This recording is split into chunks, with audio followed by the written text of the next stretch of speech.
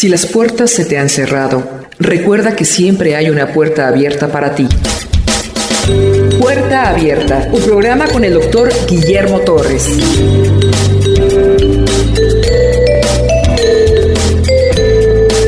Vamos a comenzar nuestro estudio del Evangelio de Juan.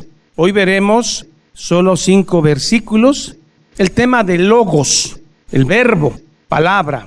Juan 1:1. En el principio era el verbo, y el verbo era con Dios, y el verbo era Dios. Si usted le pregunta a un niño actualmente aquí en México, ¿qué es el verbo? A lo mejor le dices la acción de una oración. Pero si usted le pregunta qué es el logos, que es lo mismo, ¿qué le va a decir un niño de acá? No sé. Pero en la época de Juan el Evangelista, en la época de Jesucristo, si usted le preguntaba a un niño griego qué era el logos, él tenía una idea más o menos clara de qué era el logos. Y para un griego el logos era el principio de todas las cosas, el principio creador, la sabiduría, la fuerza, la que inicia los ciclos, la que inicia todo. Eso es para un griego el logos.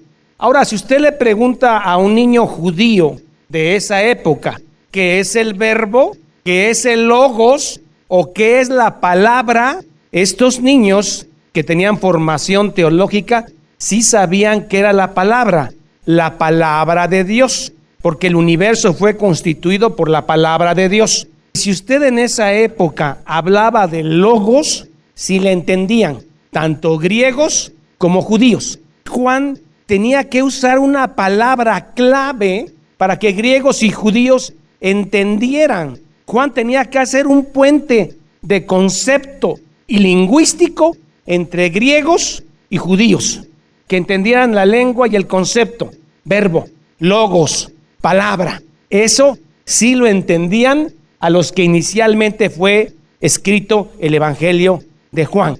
El mundo griego es donde nuestro Señor Jesucristo vivió en una cultura romana, nuestro Señor Jesucristo, que estaba sumamente influenciada intelectualmente por los griegos. Y además Jesús era judío. La cultura griega comenzó 5 siglos antes de Cristo, probablemente en la época de Isaías. Y esta cultura griega duró hasta 4 siglos después de Cristo. Pero su influencia filosófica hoy en día está presente en las religiones hinduistas, en el panteísmo. ¿Qué es el panteísmo? Dios es todo. Dios está en ti, Dios está en las flores, Dios está en los árboles, Dios está en los animales, Dios está en todo. Panteísmo, religión hinduismo. ¿Y eso de dónde lo traen? Griegos. Los griegos se dedicaron a pensar, los brasileños a jugar fútbol, así los griegos se dedicaron a pensar. Era su deporte favorito, pensar sobre cómo había comenzado todo y por qué se daban las cosas. Ahora sí, permítame presentarles a unos hombres griegos que se les conoce como presocráticos. Antes. Estos filósofos son antes de un filósofo súper famosísimo, Sócrates. Por eso se les llama presocráticos, que es el pensamiento que se tenía en la época de Jesús y que se tiene y en la época de Juan. Uno de los primeros fue Heráclito. Él habló del verbo. El verbo era la razón que domina el universo, la mente que echó a andar el universo. El logos, verbo o palabra, para Heráclito griego, permitía que haya sucesión de cosas, ciclos. La planta tiene un ciclo, los animales tienen un ciclo, nacer, crecer, reproducirse y morir. Iniciaba todos los ciclos, daba un orden. ¿Qué era el logos para Heráclito? Es algo que está en nosotros. Cuidado, dense cuenta que aquí empiezan las religiones del hinduismo y el panteísmo, porque Dios no solamente inició todo. Heráclito decía que Dios estaba dentro de ti como una fuerza, como una inteligencia. En la época de los 60 con los hippies, búscalo en ti, está dentro de ti. Eso es griego. amaban los árboles, se regalaban margaritas, porque Dios es todo. Dios son las flores, Dios son los árboles. Esto viene de antes de Cristo, Heráclito. ¿Qué más decía Heráclito en relación al logos? El logos nos permite conocer el mundo, es el principio creador. Y después, en la época de Pablo, discutió con los estoicos y los epicúreos en el Areópago. Pues estos venían conociendo a Heráclito y a los presocráticos y traían esta onda del verbo, del logos, de la palabra, el principio creador. Pero no solamente era Heráclito, hubo otro que dice que todo comenzó en el agua. No le llamó logos, le llamó arché o argí, Tales de Mileto. Y ese principio creador venía del agua. Luego vino otro, presocrático, Anaximandro. Él dijo que el principio, el arché, venía de una cosa llamada apeirón, algo indeterminado que no sabemos qué es, pero todo venía de eso, del apeirón. Después de Anaximandro, Anaxímenes dice que todo venía del aire. Él se puso a soplar. Si usted sopla con la boca abierta, sale un aire caliente. Y si usted sopla con los labios cerrados, sale un aire frío. Esa versatilidad que tiene el aire daba la posibilidad que el arjé, el principio, viniera del aire. Y esto es un pedacito de lo que pensaba, para que vean el mundo en el que vivía Juan y con quien peleó Pablo. Pero déjeme decirle, los judíos no estaban ajenos al logos, al verbo, a la palabra. Los judíos también conocían el logos. Para los judíos, el verbo, que es la palabra que leímos, que se traduce logos, era la palabra de Dios. Para ellos el verbo era Dios, el verbo era su palabra, y la palabra de Dios es Dios. Salmo 107:20. Envió su palabra y los sanó y los libró de su ruina. ¿Se dan cuenta que la palabra de Dios es Dios? Envió su palabra, envió su logos. Hebreos 11:3. Por la fe entendemos haber sido constituido en el universo, el logos, el verbo, por la palabra de Dios, de modo que lo que se ve fue hecho de lo que no se veía. Constituido el universo por el logos de Dios. Salmo 33:6. Por la palabra de Jehová fueron hechos los cielos y todo el ejército de ellos por aliento de su boca. Por él, logos, palabra, verbo. Génesis 1:3. Y dijo Dios la palabra, sea la luz, y fue la luz. Jeremías 30:1. Como 30 veces palabra de Jehová vino a Jeremías. ¿Qué es la palabra de Jehová? Es Dios. El verbo no es la palabra hablada de Dios, sino una persona. El verbo es una persona que revela la mente de Dios. Mire todo el arché, el arjí de los griegos. Vean todo el tema de la palabra de Dios de los judíos. En el Evangelio de San Juan, ese arché, ese arjí y esa palabra hablada de Dios, ahora resulta que es una segunda persona y que se hizo carne. Juan sorprende a todos. Se hizo carne y habitó entre nosotros. Y lo tocamos, lo palpamos y lo olimos. La revelación completa. Eso no lo supo ni Abraham, ni Isaac, ni Jacob, ni David, ni Moisés, ni Salomón.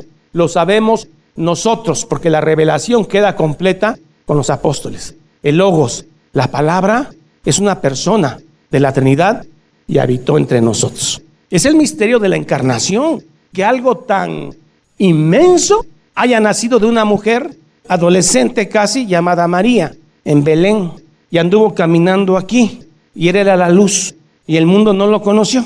Juan lo que quiere crear es un puente lingüístico y de concepto entre griegos y judíos. Y la palabra clave entre ellos dos es el verbo. Vamos a poner una diapositiva. Juan 1:1, se lo voy a dividir en 3 cláusulas. Un solo versículo, porque este es el versículo que ocupa el segundo lugar en cuanto a que el mundo lo conoce. Juan 1:1, y el más mal interpretado y manoseado por sectas, testigos de Jehová. En el principio era el verbo, y el verbo era con Dios, y el verbo era Dios. Veamos palabra por palabra. La primera cláusula, en el principio era el verbo. Lo que Juan quiere hacerle entender a judíos y griegos que el verbo es eterno. El verbo no fue creado, fue engendrado cuando vino a la tierra. Esto es para los testigos de Jehová. El verbo no fue creado. El verbo coexiste, es eterno con Dios. Aquí está tratando en esta cláusula la segunda persona de la Trinidad. En el principio, está hablando del principio cuando no había nada. Porque antes que las cosas fueran creadas, la tierra, el universo, antes que todo esto que usted ve fuera creado, la Trinidad ya existía. A ese principio se está refiriendo Juan, cuando nada existía, cuando nada físico existía, porque Dios no es físico, Dios es espíritu. Hay dos principios, cuando las cosas fueron creadas, y este principio cuando no hay nada, solo la Trinidad. La mayoría de los predicadores lo juntan y no son juntos. En el principio, cuando nada existía, solo la Trinidad, el arché, el arjí de los griegos, a ese principio se está refiriendo Juan. En el principio, en el arjé, en el arché, cuando no existía nada, era el verbo, persona encarnada, Cristo. En el principio, antes que las cosas existieran, era el verbo.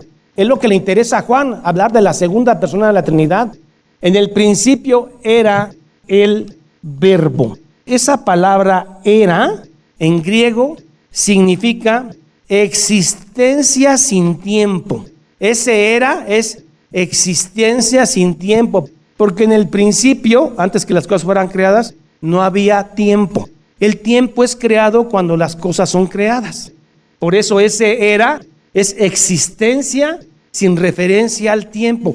Es un ser sin tiempo. Ahorita nosotros somos, pero en tiempo envejecemos. La Trinidad era un era sin tiempo.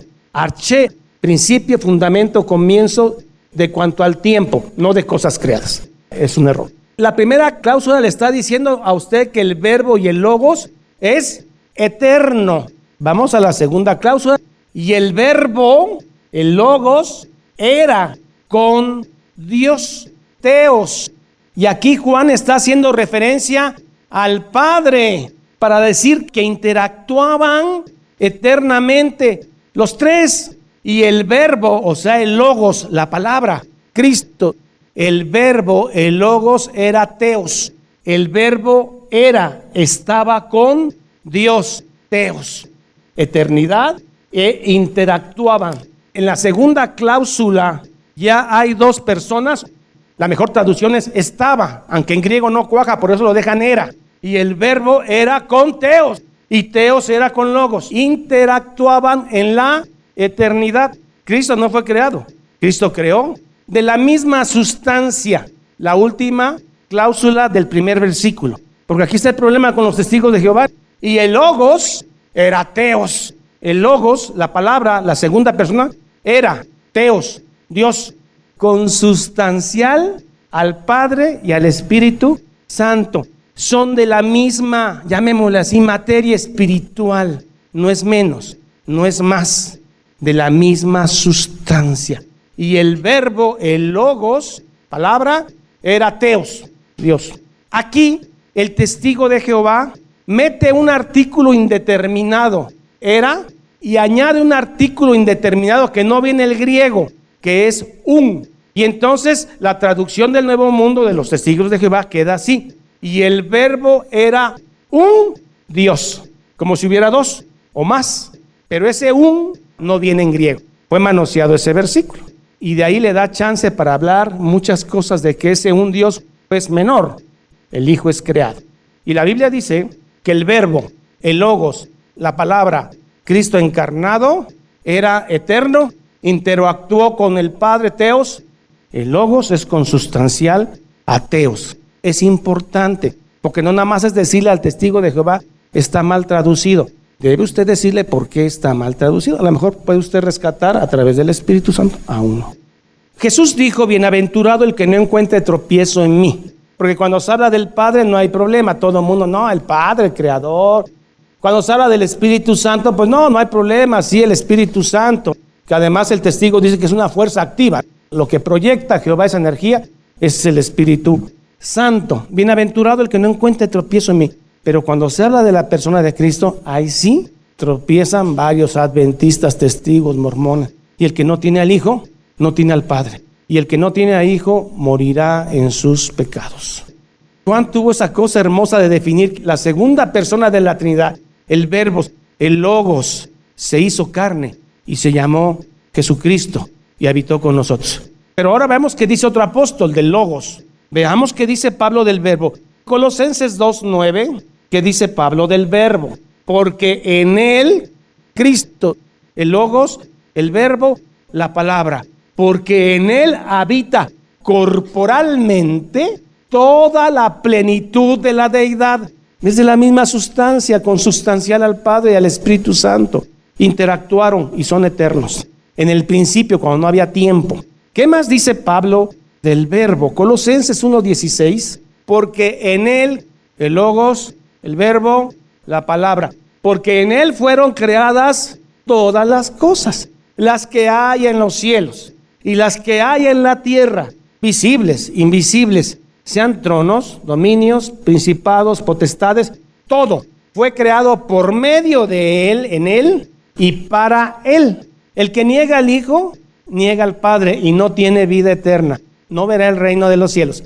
El que niega a Cristo como Dios, no verá el reino de los cielos. Hacían que visiten 10 gentes por semana y anden tocando la puerta con sombrilla y todo esto. Si no tienen al Hijo como Dios, no como creación, no verán el reino de los cielos. Hebreos 1:2-3. En estos posteros días, Dios nos ha hablado por el Hijo, a quien constituyó heredero de todo y por quien asimismo hizo el universo. Por el Logos, por la palabra. La segunda persona se encarnó y habitó en nosotros. Y Juan dice, vimos su luz. ¿Qué dice el Teos del Logos? ¿Qué dice el Padre del Hijo? Hebreos 1:5-14. Porque ¿a cuál de los ángeles dijo Dios jamás, mi hijo eres tú? Yo te he engendrado hoy, no creado, engendrado. Y otra vez, yo seré a él padre y él me será a mí hijo. Y otra vez cuando introduce al primogénito en el mundo, primo de principal, dice, adórenle todos los ángeles de Dios. Está hablando del Hijo y está diciendo que los ángeles le deben adoración al Hijo y adoración solo a Dios. Por lo tanto, el Logos es Dios. Ciertamente de los ángeles dice, el que hace a sus ángeles espíritus y a sus ministros llama de fuego. Mas del Hijo dice, el Teos dice del Logos, tu trono, oh Dios, con mayúscula, por el siglo del siglo, cetro de equidad, es el cetro de tu reino. Lo que el Padre dice del Hijo, tu trono, oh Dios. Si el Padre dice que el Hijo es Dios, porque el testigo de Jehová dice que no es Dios, sino un Dios. Ahora, ¿qué dice Cristo de sí mismo? Apocalipsis 1:8. Juan recibiendo revelación de Cristo para escribir el Apocalipsis. Yo soy el Alfa y el Omega. Un judío sabía perfectamente que el Alfa y el Omega estaba refiriéndose a Dios. Y Cristo dice de sí mismo, yo soy el Alfa y la Omega. Principio y fin, dice el Señor. El que es y que era en el principio atemporal y que ha de venir el Todopoderoso. Es Cristo hablando de sí mismo. Se acabó el primer versículo. En el principio era el Verbo y el Verbo era con Dios. En el arché era el Logos y el Logos era con Teos y el Logos era Teos. 2. El Logos, era atemporal en el principio con Teos, con Dios. Acaba de reafirmar. Y luego dice, todas las cosas por él, por el Logos, fueron hechas. Y sin el Logos, nada de lo que ha sido hecho fue hecho. Todas las cosas por él fueron hechas. Egeneto. Ya cuando las cosas fueron hechas, sí comienza el tiempo. Egeneto, fueron hechas. Referencia a tiempo, porque está hablando de la creación. Cuando las cosas fueron creadas, comienza el tiempo. Y entonces dice, todas las cosas por él, egeneto, fueron hechas, y sin nada de él que ha sido hecho, fue hecho.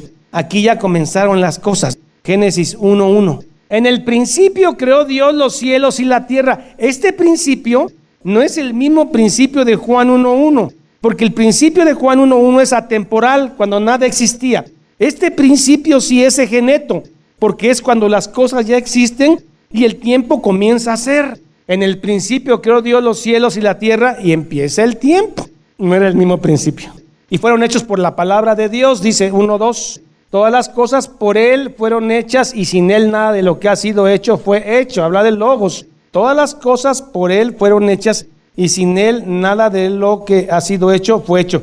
Aquí hay la creación, aquí hay tiempo. En él estaba la vida y la vida era la luz de los hombres. ¿A quién se está refiriendo? Al Logos, al Verbo, a Cristo.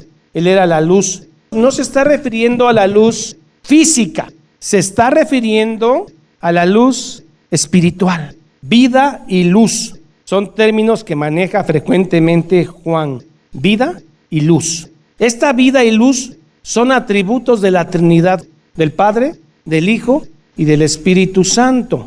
Vida y luz. Son atributos de la Trinidad, la vida y la luz, pero no solo están en la Trinidad. Esta vida y luz se extienden a todos los que creen en el Evangelio.